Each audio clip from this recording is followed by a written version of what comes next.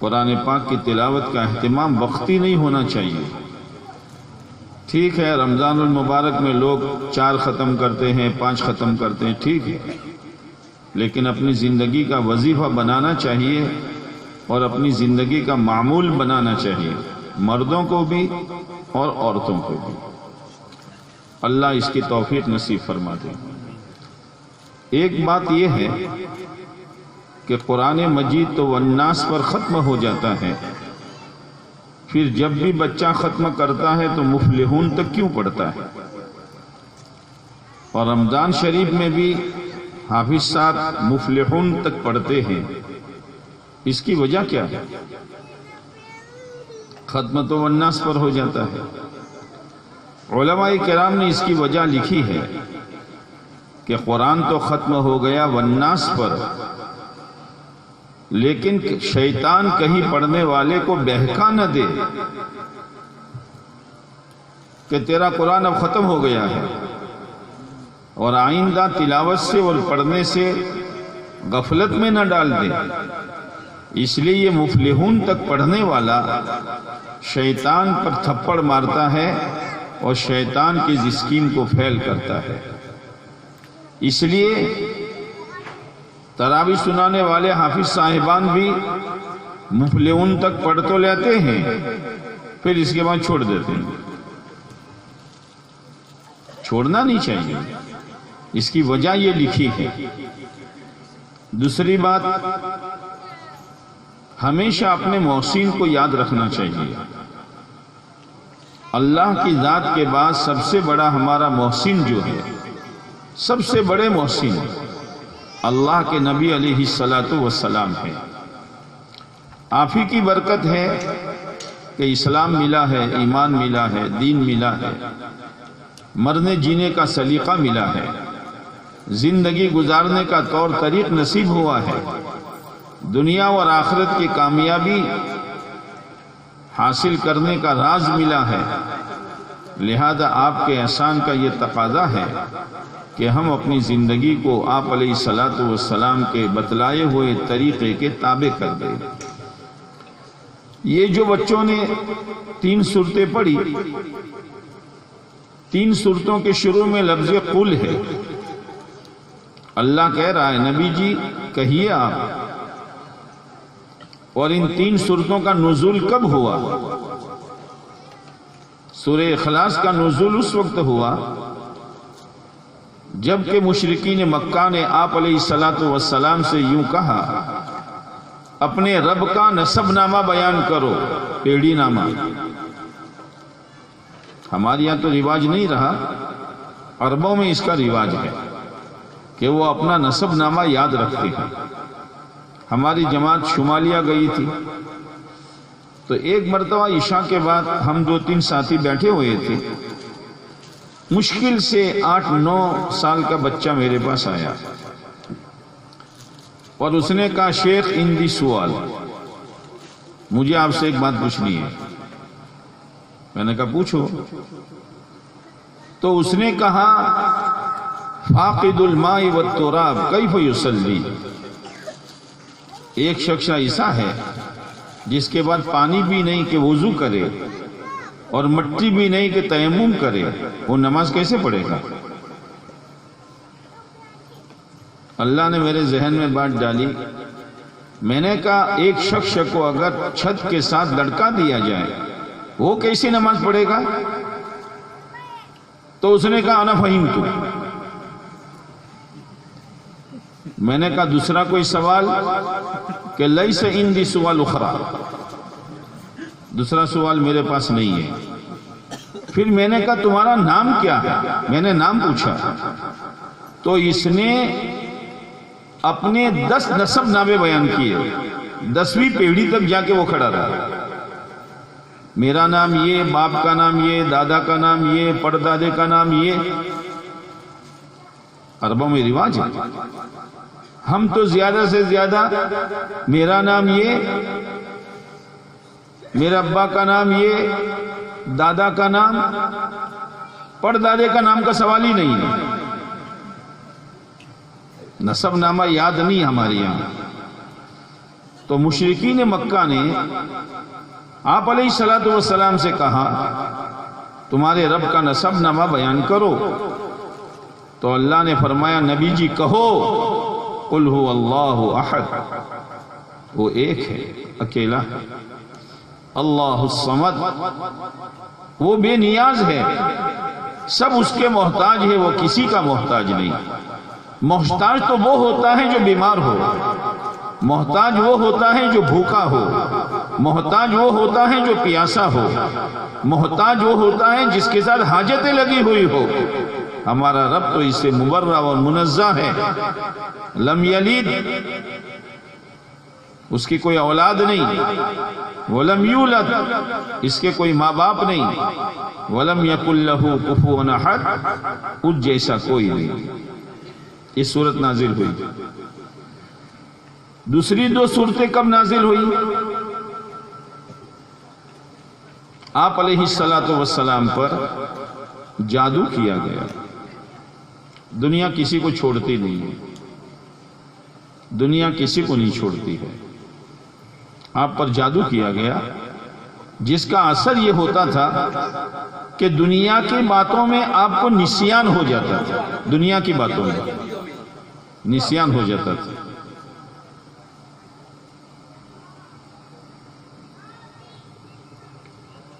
ایک مرتبہ آپ سوئے ہوئے تھے، انبیاء علیہ الصلوۃ والسلام سوتے تھے تو ان کی آنکھیں سو جاتی تھی، دل جاگتا رہتا تھا، اس لیے ان کے سونے سے وضو نہیں ٹوٹتا تھا۔ تو دو فرشتے آئے اور ان میں سے ایک پوچھنے لگا کہ ان کو کیا ہوا ہے؟ تو دوسرے فرشتے نے کہا ان پر جادو کیا گیا ہے۔ کس نے کیا ہے؟ کہ لبید نام کا ایک شاعر ہے، اس نے کیا ہے۔ کس پر کیا ہے؟ کہ بالوں پر کیا ہے اور بال پر 11 گانٹھیں اور گرہ لگائی ہے۔ کہاں ہے؟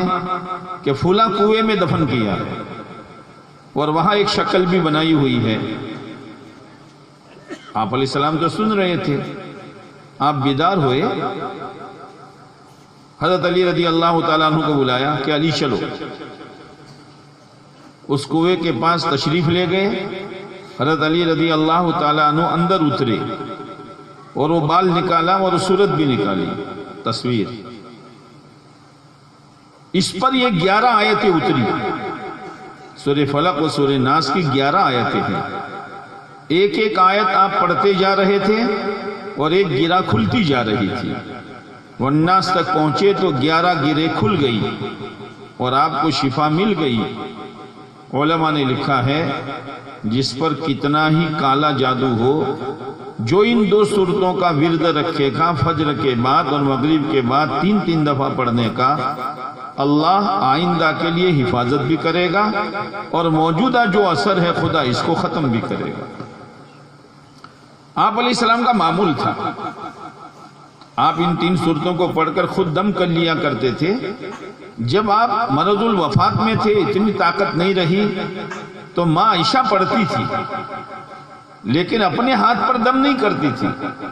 آپ علیہ السلام کے مبارک ہاتھوں پر دم کر کے آپ کے ہاتھوں کو پھیرتی تھی اور یوں فرماتی تھی آپ کے ہاتھ بڑے بابرکت ہیں۔ اب میں جو کہنا چاہتا ہوں کہ اس سے آگے تبت یدا ہے، وہاں قل کا لفظ نہیں ہے۔ یہ سورت کب اتری؟ جب آپ علیہ الصلوۃ والسلام نے لوگوں کو جمع کیا اور ان سے فرمایا دیکھو ایک بات میں کہتا ہوں، سچ مانو گے؟ کہ بالکل مانیں گے۔ آپ نے فرمایا لا الہ الا اللہ کہہ دو، کامیاب ہو جاؤ گے۔ تو ابو لہب جو چچا تھا وہ بولا تبا لک یا محمد لہذا جماعتنا، العیاذ باللہ العیاذ باللہ، محمد تیرے ہاتھ ٹوٹے، کیا تو نے اس لیے ہم کو جمع کیا تھا؟ اب اگر یہاں قل کا لفظ آتا تو ابو لہب جب آپ علیہ السلام کی پیدائش ہوئی، آپ کے ابا تو پہلے دنیا سے رخصت ہو چکے تھے، تو ابو لہب اتنا خوش ہوا تھا کہ میرے بھائی عبداللہ کے گھر لڑکا پیدا ہوا، اپنی باندی صوبیہ کو اس نے آزاد کیا تھا اور پیارے نبی علیہ السلام کے ساتھ پیار و محبت کا معاملہ کیا تھا۔ مکہ والے جانتے تھے اس کو۔ اگر یہاں قل کا لفظ آتا کہ نبی جی آپ کہو تو مکہ والے یوں کہتے لو اپنے محسن کو بد دعا دے رہے ہیں۔ اللہ نے کہا نبی جی آپ کو کہنے کی ضرورت نہیں، میں ڈائریکٹ کہہ رہا ہوں، تبت یدا ابی لہب و تب، ابو لہب تیرے دونوں ہاتھ ٹوٹے۔ محسن کا اتنا خیال رکھا جاتا ہے۔ آپ علیہ السلام محسن انسانیت ہے، اور آپ کی بعثت کو اللہ نے ایمان والوں پر احسان جتایا ہے۔ لقد من اللہ علی المؤمنین، ایمان والو اللہ نے تم پر احسان کیا ہے کہ اپنا ایک نبی بھیجا۔ اس احسان کی شکر گزاری کیا ہے کہ آپ جو زندگی گزارنے کا طریقہ لے کر تشریف لائے ہیں، اس طریقے کے ساتھ اپنی زندگی کو وابستہ کر دو ہر معاملے میں۔ اسی لیے کہا گیا ہے کہ اسلام کامل و مکمل دین ہے۔ کیا مطلب اس کا؟ کہ ہر موڑ کی رہبری اس میں موجود ہے، کہیں جھانکنے کی، کہیں جانے کی، کسی سے مانگنے کی ضرورت نہیں ہے۔ مولانا تھانوی علیہ رحمہ فرماتے ہیں آج کا ایمان والا دونوں ہاتھ اس کے بھرے ہوئے ہیں، ایک ہاتھ میں قرآن ہے، ایک ہاتھ میں سنت ہے، اور وہ دوسروں سے بھیک مانگ رہا ہے، دوسروں سے بھیک مانگ رہا ہے۔ یہ تو دینے والا تھا لوگوں کو، یہ لینے والا بن گیا۔ آج امت اسی لیے پریشان ہے کہ پیارے نبی علیہ السلام والی زندگی سے اپنا تعلق اس نے توڑ دیا ہے۔ وہ تعلق پیدا ہوگا آپ کی سچی اتباع سے، ہر معاملے میں، عقائد میں بھی، عبادات میں بھی، معاملات میں بھی، معاشرت میں بھی، اخلاقیات میں بھی۔ اپنے معاملات کو پاک صاف رکھو، اندھا دھند دنیا میں ہاتھ نہ ڈالو، پھنس جاؤ گے۔ رکابی میں شہد ہوتا ہے، سمجھدار مکھی کنارے پر بیٹھ کے چوس کے اڑ جاتی ہے، اور نادان بیچ میں گرتی ہے کہ ابھی پورا چاٹ لیتی ہوں، چاٹے گا کیا، وہی پھنس جاتی ہے۔ بہت سے پھنس گئے، مالدار بننے کے چکر میں پھنس گئے۔ مالدار بننا ہمارے بس میں نہیں ہے۔ مالداری، غریبی، یہ تو اللہ کا فیصلہ ہے۔ ہاں، حلال روزی کمانا بہت بڑی عبادت ہے۔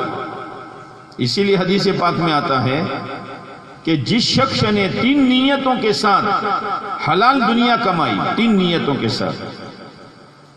پہلی نیت، مجھے کسی سے سوال نہ کرنا پڑے۔ دوسری نیت، میرے بال بچوں کا خرچہ آسانی کے ساتھ پورا ہو۔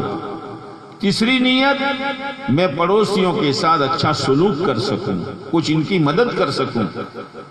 ان 3 نیتوں کے ساتھ جس نے دنیا کو کمایا ہوگا، قیامت کے دن اس حال میں آئے گا کہ اس کا چہرہ 14ویں رات سے زیادہ چمکدار ہوگا۔ دنیا کما رہا ہے لیکن نیت صحیح ہے۔ اور اگر حلال روزی کمائی 3 نیتوں کے ساتھ، مکاسرن، میں سب سے زیادہ آگے بڑھ جاؤں۔ آج اسی کی دوڑ لگی ہے، آج اسی کی دوڑ لگی ہے۔ 2 بھائی جدے ہوتے ہیں نا، الگ ہوتے ہیں، بس دوڑ شروع ہو جاتی ہے۔ ہاں، پہلے بے شنکر گایو رکھے، اپنے 4 رکھا، چلو نینو آگڑ ودھی جو۔ ارے چھوڑ یار، یہ مقدر کی چیز ہے۔ دوڑ کی چیز جو ہے وَفِي ذَلِكَ فَلْيَتَنَافَسِ الْمُتَنَافِسُونَ، دوڑ کی چیز جو ہے وہ جنت ہے۔ جنت میں آگے بڑھو، جنت کی نعمتوں میں آگے بڑھو، اعمال صالحہ میں آگے بڑھو۔ مکاسرن، مفاخرن، فخر کرتے ہیں، اور مراعین، دکھلاوا کرتے ہیں۔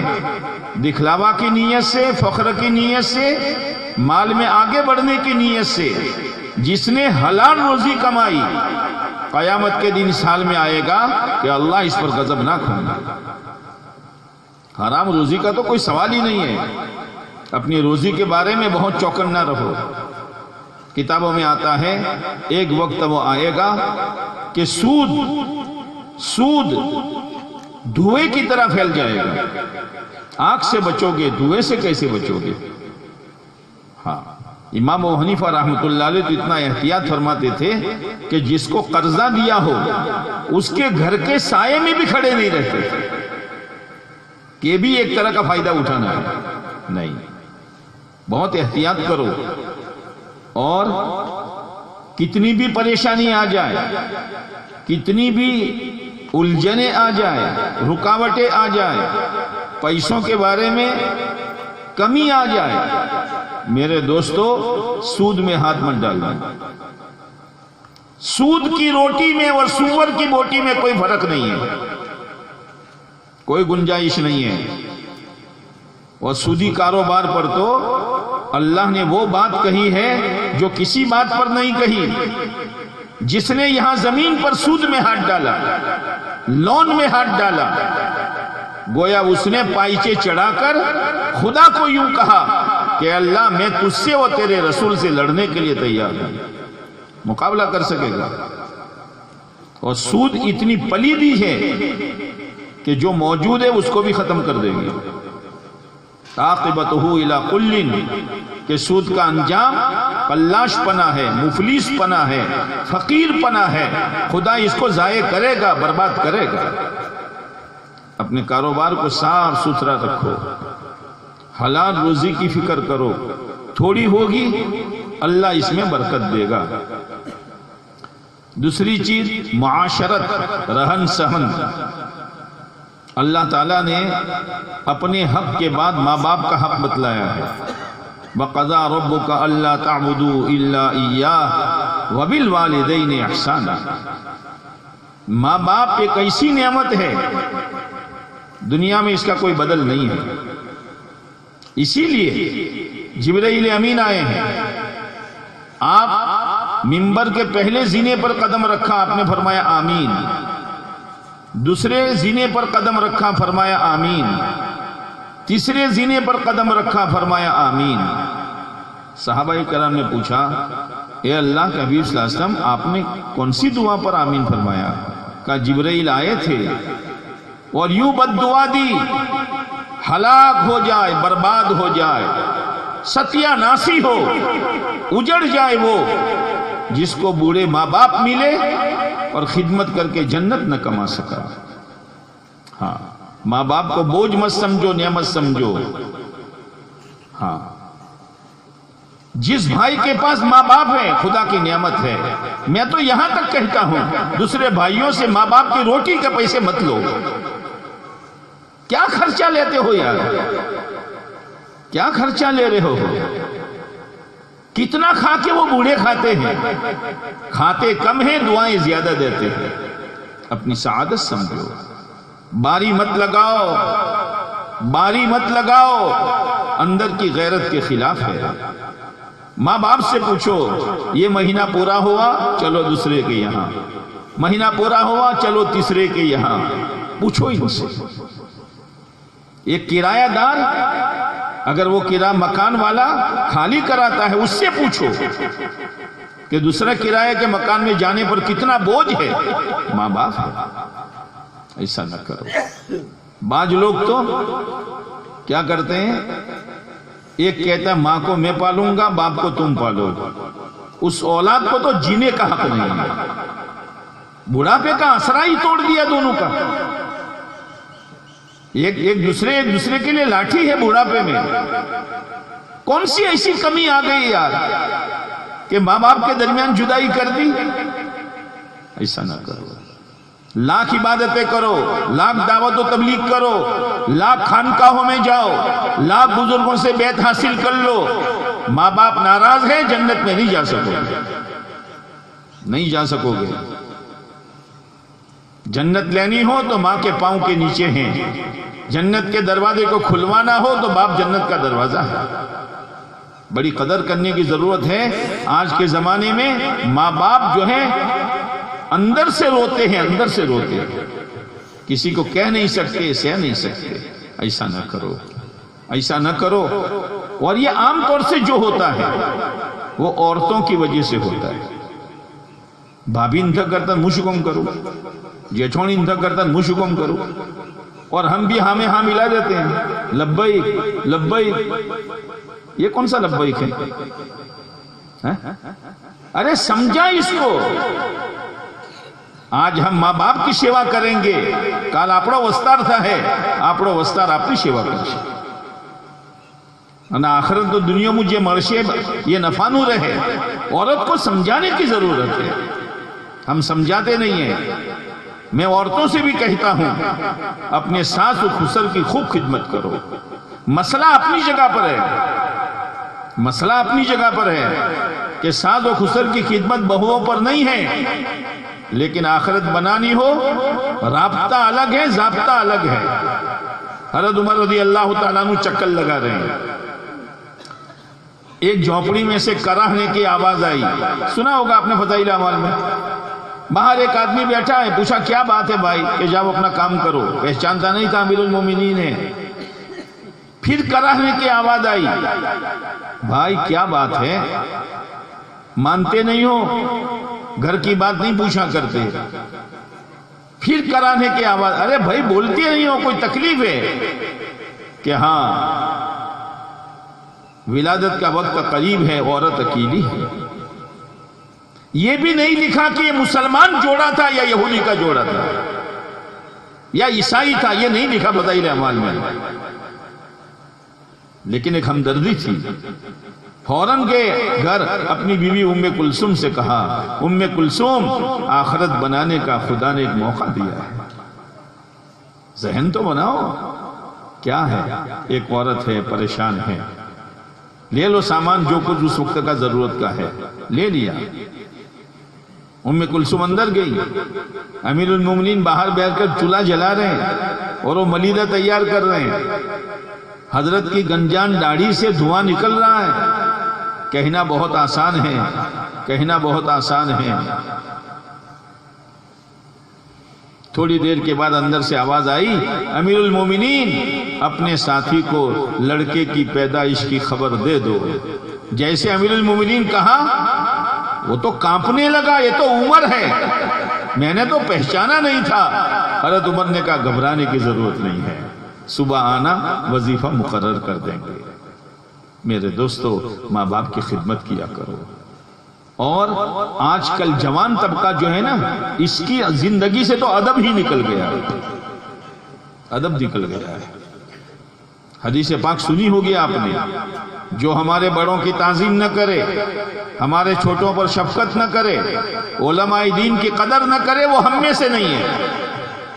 کتنی سخت وعید ہے۔ بڑے بوڑھوں کا ادب کرو۔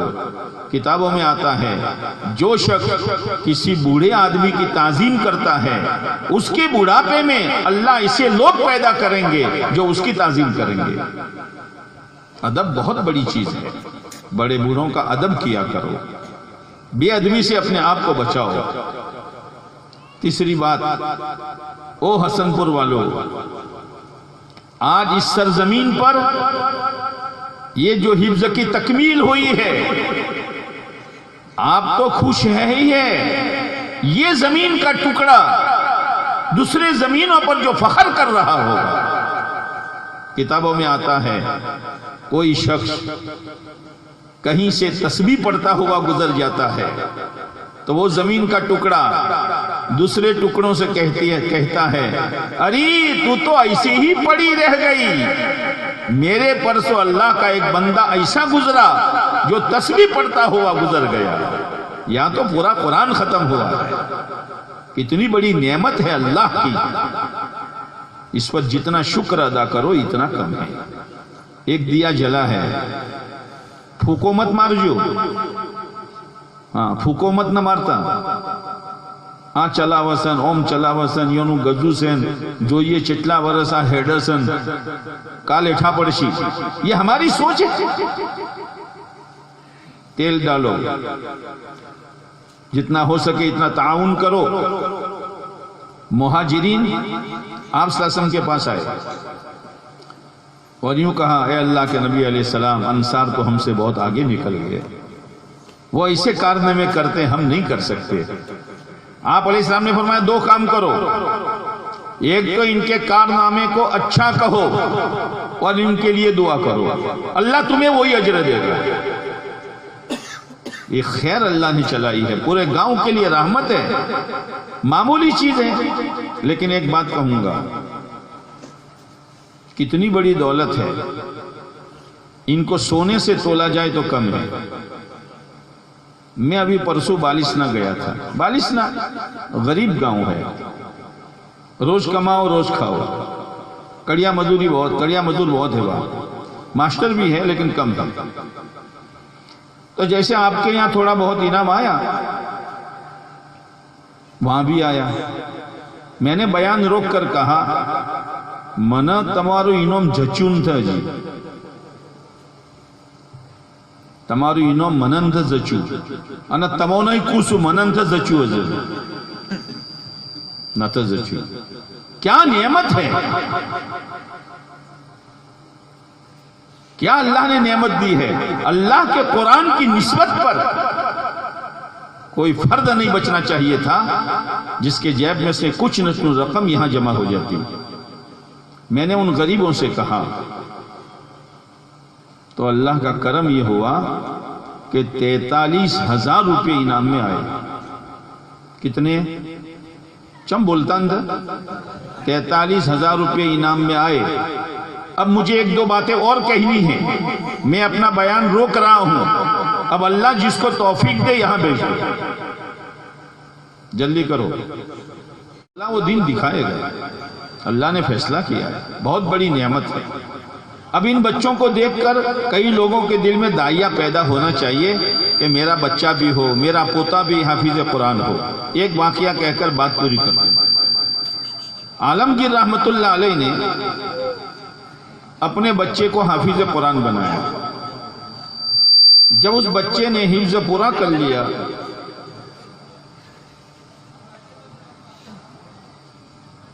ہاتھ نہ لگائے بھائی، برابر ہے۔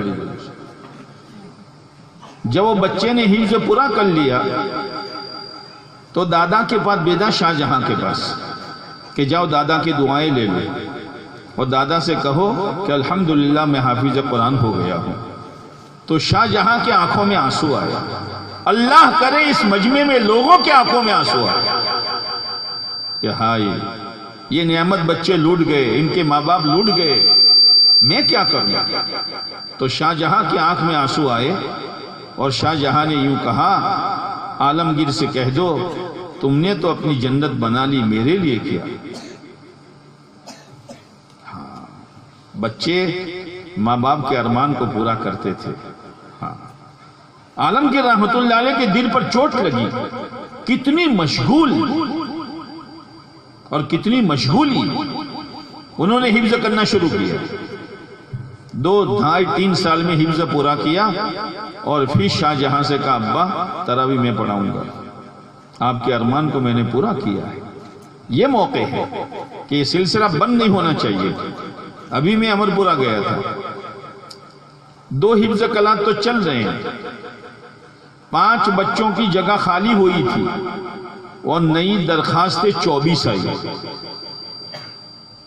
وہ شو کروانو تیسرا نو گزون تھا، 24 نئی درخواستیں آئی تھی۔ یہ اندر کی ایک حوصلے کی بات ہے، اللہ کرے ہمارے اندر بھی یہ حوصلہ ہو، پھر جیسے گنجائش اللہ وہ دن بھی دکھا دیں کہ 2 حفظ کلاس ہو، اس میں اپنا حصہ لگاؤ، اپنا حصہ لگاؤ۔ دوستو دکانوں میں بھاگ لگاتے ہو، کارخانوں میں لگاتے ہو، کچھ کوڑیاں آ جاتی ہے، اس کارخانہ میں لگاؤ گے، مرنے کے بعد انشاءاللہ اجر قبر میں آتا رہے گا، کسی کو پتہ بھی نہ چلے، وہ تعاون کرتے رہو۔ اللہ تعالیٰ اس درجے حفظ کو جاری و ساری رکھیں اور ہماری اس اجلاس کو اللہ بے انتہا قبول فرمائے۔ اب دعا ہوگی انشاءاللہ۔